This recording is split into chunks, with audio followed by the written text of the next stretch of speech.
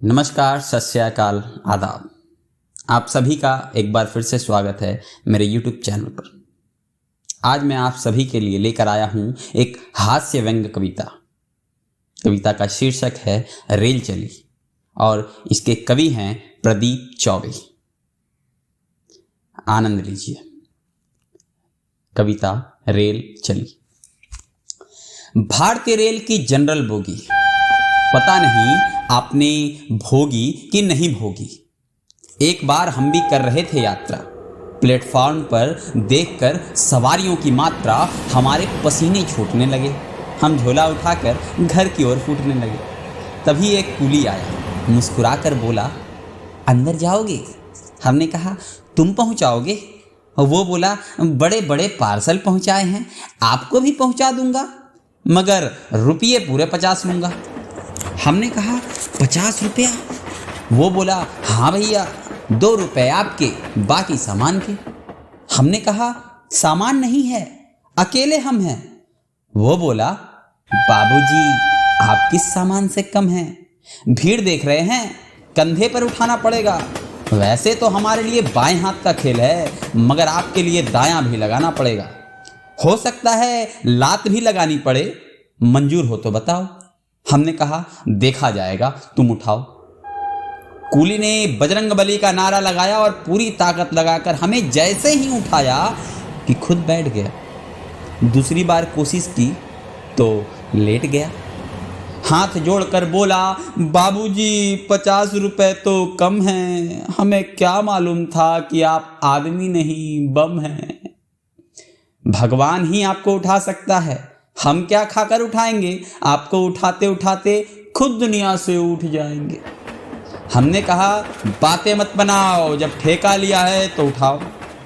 Coolie ने अपने 4 साथियों को बुलाया और पता नहीं आंखों ही आंखों में क्या समझाया कि चारों ने लपक कर हमें उठाया और हवा में झुलाकर ऐसे निशाने से अंदर फेंका कि हम जैसे ही खिड़की से अंदर पहुंचे, 2 यात्री हमसे टकराकर दूसरी खिड़की से बाहर। जाते जाते एक बोला, बधाई। दूसरा बोला, सर्कस में काम करते हो क्या भाई? अब जरा डिब्बे के अंदर झांकिए श्रीमान। भगवान जाने डिब्बा था या हल्दी घाटी का मैदान। लोग लेटे थे, बैठे थे, खड़े थे, कुछ ऐसे भी थे जो न बैठे थे न खड़े थे, सिर्फ थे। कुछ हनुमान जी के वंशज एक दूसरे के कंधों पर चढ़े थे। एक कंधा खाली पड़ा था, शायद हमारे लिए ही रखा था, पर उस पर चढ़ने लगे तो कंधे के स्वामी बिगड़ने लगे। बोले, किधर? हमने कहा, आपके कंधे पर। वे बोले, दया आती है तुम जैसे अंधे पर। देखते नहीं, मैं खुद दूसरे के कंधे पर बैठा हूँ। उन्होंने अपना कंधा हिला दिया, हम पुनः धरती पर लौट आए। सामने बैठे एक गंजे यात्री से गिड़गिड़ाए, भाई साहब, थोड़ी सी जगह हमारे लिए भी बनाइए। वे बोला, आइए, हमारी खोपड़ी पर बैठ जाइए, आप ही के लिए साफ की है, केवल 2 रुपए देना, मगर फिसल जाओ तो हमसे मत कहना। तभी एक बोरा खिड़की के रास्ते चढ़ा, आगे बढ़ा और गंजे के सिर पर गिर पड़ा। गंजा चिल्लाया, किसका बोरा है? बोरा फौरन खड़ा हो गया और उसमें से एक लड़का निकल कर बोला, अकेला बोरा नहीं है अंकल, बोरे के भीतर 12 साल का छोरा है। अंदर आने का यही एक तरीका है, हमने अपनी माँ बाप से सीखा है। आप तो एक बोरे में ही घबरा रहे हैं, जरा ठहर तो जाओ, अभी गद्दे में लिपट कर हमारे बाप जी अंदर आ रहे हैं।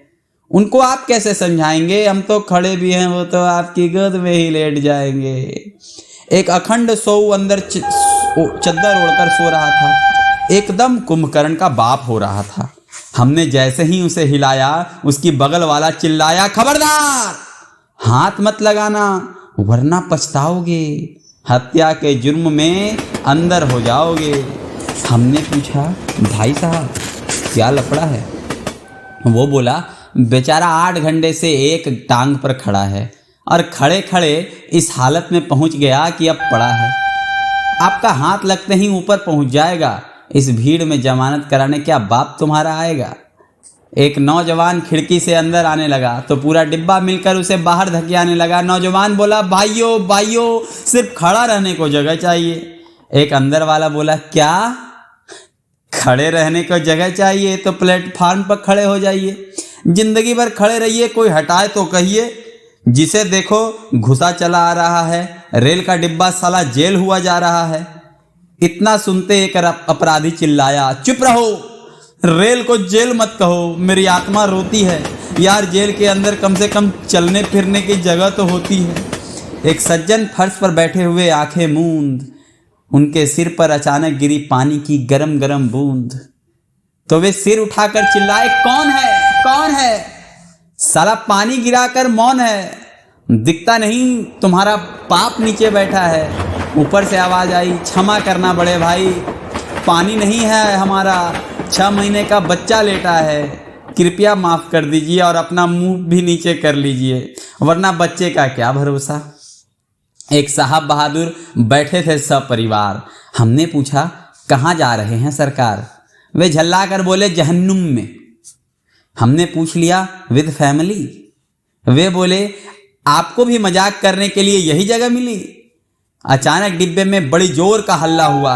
एक सज्जन दहाड़ मारकर चिल्लाए, पकड़ो पकड़ो, जाने ना पाए। हमने पूछा, क्या हुआ, क्या हुआ?